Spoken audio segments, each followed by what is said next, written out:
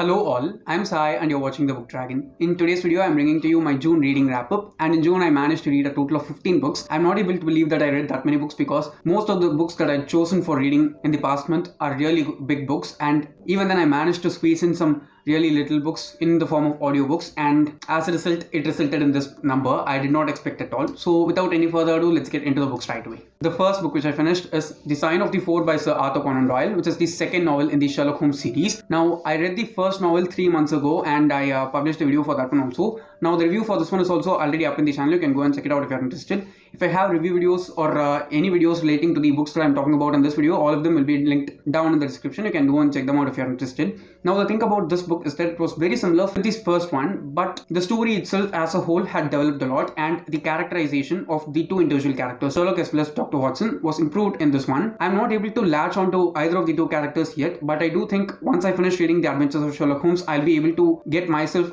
hooked to any of the two characters and go on with the series at a really good pace. Now I'm just planning to understand the tone in which the entire series is being written and just make my way through it, because definitely the first story was good, the second one was much more interesting. Since it felt a bit too similar, I rated this one 3 stars. The next book which I finished is Dark Dawn by J. Kristoff. This is the last and final book in the Nevernight Chronicle or Nevernight trilogy. I have the review for that trilogy also up in the channel. Now the thing about this book was that before getting into it itself, I knew that this is going to be a really hard ride, because I've read the first 2 books and they are so dark and so gory, and that's one of the main elements which draws me towards this series as a whole. And making my way through the first chunk of the book was a bit difficult because it felt a bit too jarring, but after that things were happening so quickly, and the theme of this book, if you ask me, is like a pirate setting, and it was very different from anything that I've read before. And also the finale of this one was so satisfying. Okay, at times it felt like some things could have been made quick, but the way in which the author dragged around certain things and made us feel stuff for the character and different characters as a whole in this one was really good. And the way in which the love triangle in this series also ended in the climax was really good. Okay, I'm not saying that I was satisfied with the love triangle, but I was able to understand that that was the right way to end it. So I rated this one also 5 stars. The next one which I finished is a really surprising read, and it is Truly Devious by Maureen Johnson. This is the first book in the Truly Devious series, which is a mystery series. I did not expect to love this book this much, but I'm sure that once I finish reading this series, at least one of the books in this one is going to be my favorites of 2021, because though it was out of my comfort zone and the genres from which I read, I enjoyed it the whole time. Okay, the way in which the author has built up this atmosphere, it was amazing. I just felt like I was a part of the story. I was along with the main character while she was unveiling all the truths and solving the case. There was only one thing which interested me to pick up the series, the first one, which is there's this riddle in the beginning of the book, and that riddle needs to be solved, which in turn will solve the case for the entire series. Also, the ending of this one was an insane cliffhanger. I did not continue on with the series and finish it in June itself because I wanted to finish the Dark Artifices. So definitely I'm going to read the other 2 books that I have from this series in this month, that is July, and if possible, as soon as the paperback of the 4th book is also released, I'll be reading that one also, because I know that we are all approaching the monsoon season now and most of the regions of our country are getting a bit colder. So trust me, this will be a series that will be perfect for that kind of weather. So just go for it and read. I'm sure you will enjoy it. I rated this one also 5 stars. The next book which I finished is actually a bomb. Okay, it was the best book that I've read so far in 2021. Trust me, I did not expect this from this book, and it is Lord of Shadows by Cassandra Clare, which is the second book in the Dark Artifices series.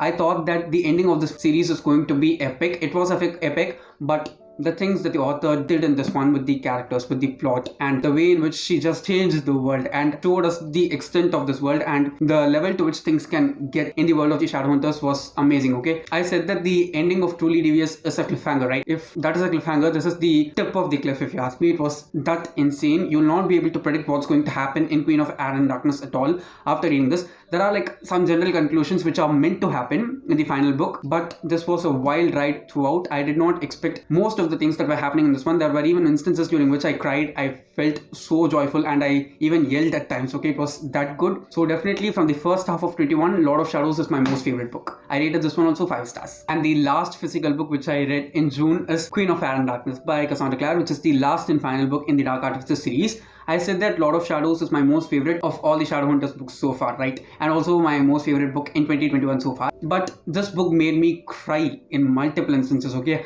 I'm sure that I cried at least 10 times while reading this. I'm not that much of an expressive person when it comes to expressing my emotions when I'm reading the book. Okay, I feel everything in the mind and it's just a joy that way itself. But in this one, I was not able to control at all. There are multiple instances which will definitely make you cry out of sadness, joy, grief, pride. There are multiple things. Okay, I'm saying pride because some of the characters whom I read about in this one are the people who I've been reading about for over 10 books now, and while seeing all of them doing some stuff which I wanted them to do, it was just so amazing. And the climax of this one, rather than finishing up this series, set up the next series pretty well. Okay, I'm sure that once you finish Queen of Fire and Darkness, the Shadowhunter world is never the same. Everything changes. Okay, literally everything changes. I hope that the changes that are brought towards the end are definitely going to be of greater benefit for the next series. Let's just wait and see. I rated this one also 5 stars. Moving on to the audiobooks, first we have I Am Legend by Richard Matheson. This is a really old book. I think it was published first in the 1960s, and I watched the movie, which is the latest adaptation of this book. It has more than 2 or 3 adaptations, and I watched the latest one starring Will Smith. Okay, it's available on Amazon Prime. You can check it out if you're interested. I also did a book to movie comparison for this book.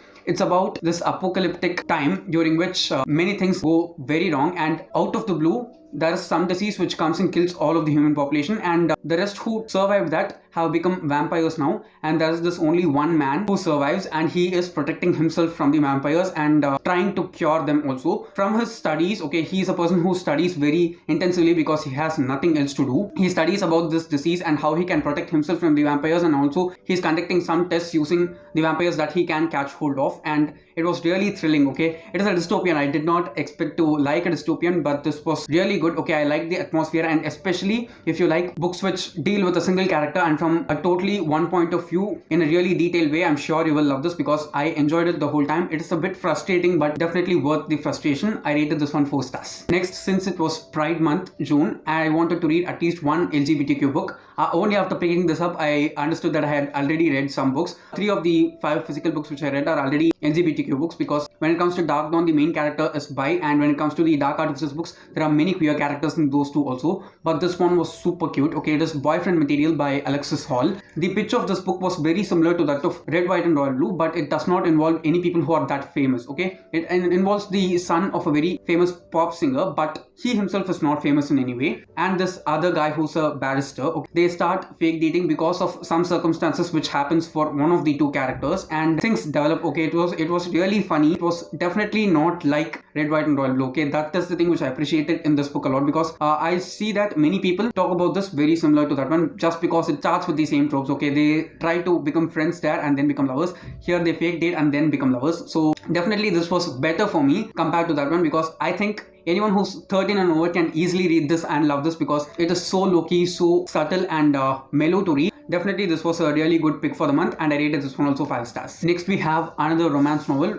This is actually the last book which I read in June, just a couple days back. And since I just come out of finishing Queen of Fire and Darkness, I wanted something very chill and very fun to read. So I went for a romance, and it is By Your Side by Casey West. Now we deal with 2 characters who are actually trapped in a library, okay? And there's no means for them to communicate to the external world and escape from there. So they are just stuck in there for the entire weekend. And the thing about these 2 characters is that they are totally different people. One thing which I appreciate a lot about this book is that it shows the importance of the effects of anxiety and anxiety attacks as a whole. The way in which the author handled that was also really good, and how much communication is necessary for people who have anxiety with the people whom they are with in order to address that issue to them, so that things don't become far complicated, was really well done in this one. And also I like the romance. Okay, it was very fluffy and so calm. So definitely if you're looking for such a heartwarming book which is really cozy to read, go for this one because it was really good. I rated this one 4 stars. The next few books are non-fiction books, and of these the first 3 are actually a trilogy,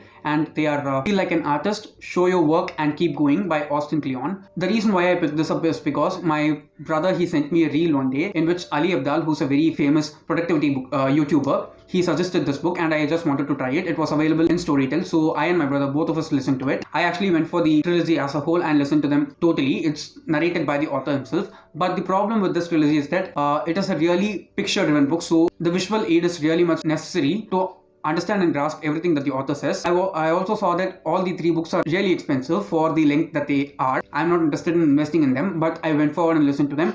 the author has made a really good job of providing the same context from the visual book in the audiobook also. Since he's the creator of the book, I think he managed to bring it out well. It was really useful in multiple levels. I rated all of them 4 stars, and if you're a person who's struggling with some kind of creativity block, please do go forward and try these books, because they are kind of icebreakers, and they helped me to come up with some new ideas in order to freshen up some things on my channel itself. I'm sure that resting will definitely help a lot more in the future also, so please do go forward and try this. I rated all the 3 books 4 stars. The next one is How to Be a Writer by Ruskin Bond. Now, this is a book which is very basic to people who are trying to become writers or have the idea of becoming writers. I know that Ruskin Bond books are really easy to read, and whenever I feel so stressed out, I go for his books and they always bring me out of that mood.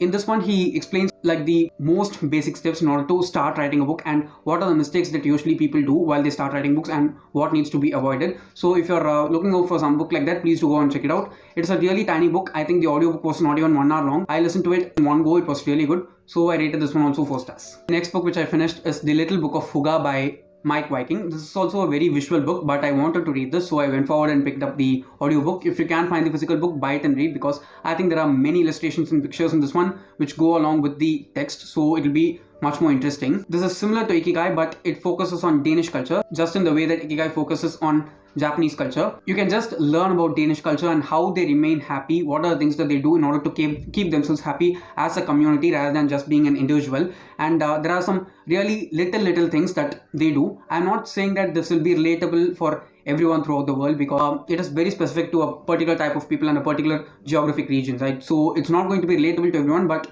if you're a person who's trying to gain some knowledge about Denmark and the Danish people and Danish culture as a whole, you can definitely go and try this out. I rated this one 3 stars. The last audiobook which I finished is Finding Chica by Mitch Albom. Now, Mitch Albom is the author of Tuesdays with Morrie and many other books. Now, this one is about this particular child named Chica who he adopted because of many reasons. Okay, it's a book which actually opens our eyes to the things that we have and the things that we need to be grateful for, that many people don't even have the privilege of experiencing in their life. It was really very awesome. Okay, it is definitely a sad book. A little girl actually dies towards the end. He starts the book itself with saying that only, but definitely if you read this book, you'll start appreciating all the things that you have around in your life, because I have started appreciating the things that I have even more, and it was definitely a very eye-opening read, and I rated this one 5 stars. Finally, moving to the ebooks, I read one comic book alone, and it is Goliath Girls Volume 1 by Sam Humphries. Okay, it's a really short comic, just 30 to 40 pages long. One night I was not able to sleep, so I wanted to read something on my phone, so I found this on Prime Reading and downloaded and read it. It was fun. Okay, I'm not saying that it has anything different at all. Good book. I'm not saying that it was excellent or different in any way. Okay, it's just a really usual story that we see in most YA novels itself. It was fun to read. The artwork in this one was really good, especially the Goliaths, that is the monsters that were shown. They were all really good, so I rated this one also 3 stars. If you want something fun to read, please do go and check it out. Okay guys, that's all for today, and those are all the 15 books which I read in June. And don't forget to leave your June wrap up in the comments below, because I'd like to know the books that you read. And if you did find this video enjoyable, don't forget to give it a thumbs up and also share it to your friends. If you want to get more content from me, do subscribe to the channel, because I publish new videos every Tuesday, Thursday and Saturday. Thanks for watching and have a great rest of your day.